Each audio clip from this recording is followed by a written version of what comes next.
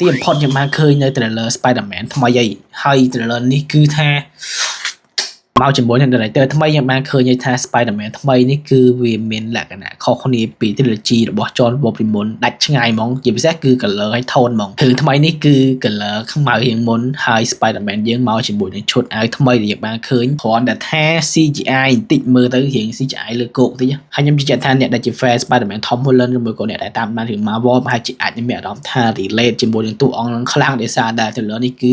សង្កត់សង្កោយខ្លាំងមែនតើដោយសារតែតួអង្គនេះមើលទៅគឺ lonely depressed ចុយយ៉ាអើយបញ្ហាដែលខ្ញុំបារម្ភជាងគេពីព្រោះរឿងហ្នឹងគឺតាក់ទងរឿងហ្នឹងអាចនឹងញ៉ៃញ៉ៃអាចនឹងផ្សាយរឿងវារាក់អាចនឹងរឿងវាមិនដឹងទៅណាទៅណីដោយសារតែតួអង្គហ្នឹងគឺមានអារម្មណ៍ថាតួអង្គដែលធំច្រើន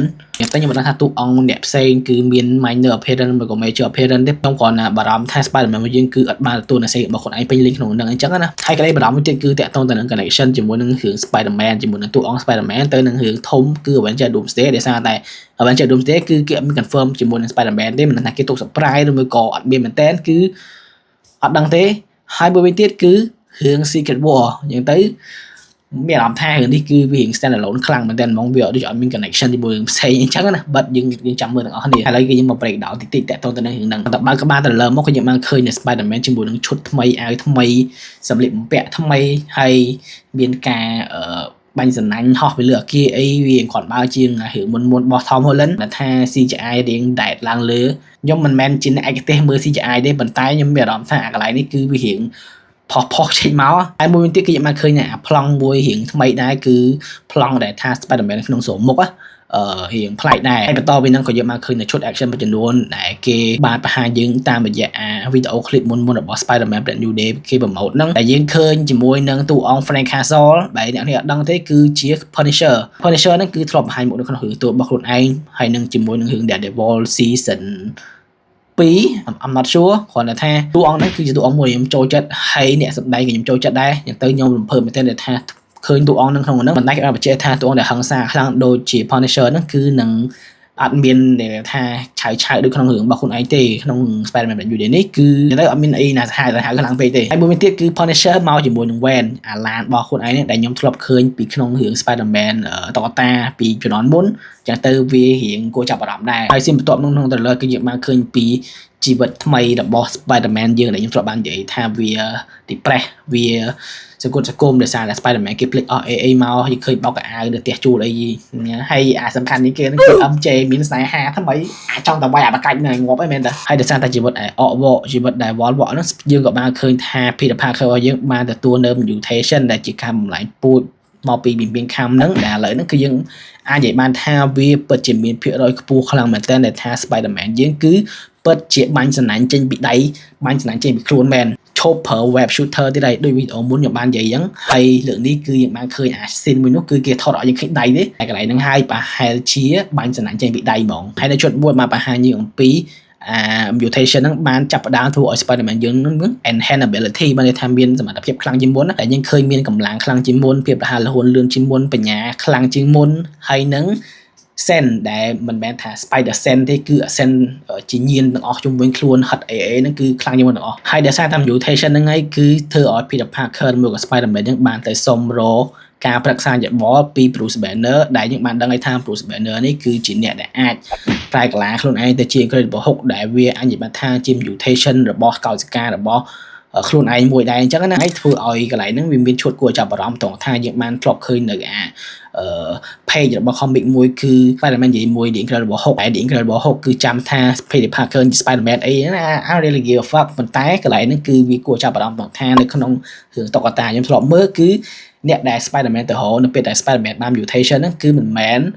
The Incredible Hulk ទេគឺ Dr. Connor យើងស្គាល់ថាជា Lizard ហ្នឹងប៉ុន្តែក្នុងនេះគឺជំនួសមកជាមួយនឹងBruce Banner និយាយទៅសម្រាប់ខ្ញុំវាគួរចាប់អារម្មណ៍មែនទែនហើយបន្ទាប់ពីហ្នឹងក៏យើងបានឃើញនៅ character ថ្មីមួយចំនួនទៀតដូចជាតួអង្គ Mystery មួយគឺយើងបាន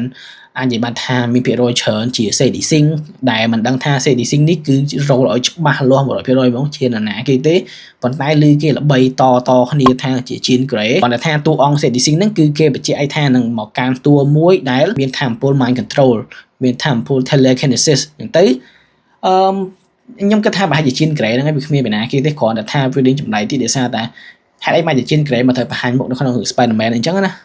let's see about that ហើយតួអង្គមួយទៀតដែលគួរចាប់អារម្មណ៍នឹងខ្ញុំរំភើបខ្លាំងមែនទែនគឺតួអង្គ Scorpion របស់ Michael Mando វាគឺជាមួយដ៏អស្ចារ្យមែនទែនដែលថាគេអត់ខាសតួសារឡើងវិញជាមួយតួថ្មីដោយសារតែអ្នកសម្ដែងគឺខ្ញុំចូលចិត្តហើយវាសមជាមួយនឹងតួអង្គ Scorpion ហ្នឹងអញ្ចឹងទៅអាស៊ីនដែលថាយើងបានឃើញកៅអៅរបស់ Scorpion វាយគ្នាមួយ Spider-Man បន្តិចហ្នឹងគឺhonestly តំណងមែនទែនខ្ញុំអត់រំពឹងថាមើលទៅវាបែបហ្នឹងវាអាចនឹងអាក្រក់មើល but តំណងខ្ញុំក៏បានឃើញនៅខ្ញុំគាត់ថាទាំងអស់គឺជា flashback scene នៃ Spider-Man បែបគ្នាជាមួយនឹងតួអង្គកប៉ិកប៉ុកឬមួយក៏តួអង្គ villain ចាស់ៗដែលយើងបានឃើញដូចជាតួអង្គ Tarantula តួអង្គ Boomerang ហើយនឹងមួយទៀតដែលគួរចាប់អារម្មណ៍ហ្នឹងគឺ The Hand ដែល The Hand ហ្នឹងបើសិនជាអ្នកនរដឹងទេគឺមកពីរឿង Daredevil ហើយនៅរឿង Defender មកពី TV series របស់ Marvel ពីមុនដែលគេចាក់លើ Netflix អញ្ចឹងណាតែ The Hand ហ្នឹងគឺជាក្រុមពួក ninja នៅក្រោមការគ្រប់គ្រងរបស់យប៉មួយចិននោះនិយាយទៅខ្ញុំរៀងភ្លេចដែរបាត់ហើយស៊ីនមួយចំនួនទៀតដូចជាតួអង្គ Spider-Man មកយើងបានទទួលកូនសោតដែលជាការ appreciation ទៅកាន់អ្នកដែលមាន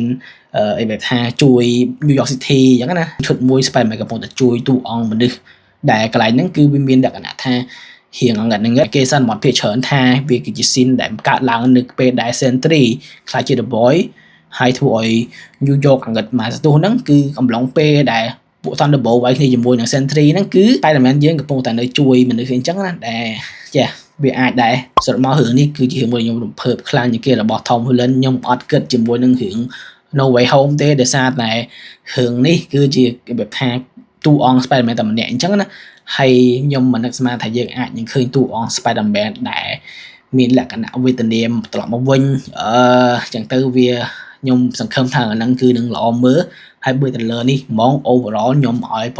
8ស្រឡាញ់ខ្លាំងមែនតើអ្នកទាំងអស់គ្នាមានចំណាប់អារម្មណ៍មិនដែរហើយមានកន្លែងណាដែលខ្ញុំមើលរំលងអ្នកនេះអាចកំណត់បានមានតែប៉ុណ្្នឹងទេសន្តិភាព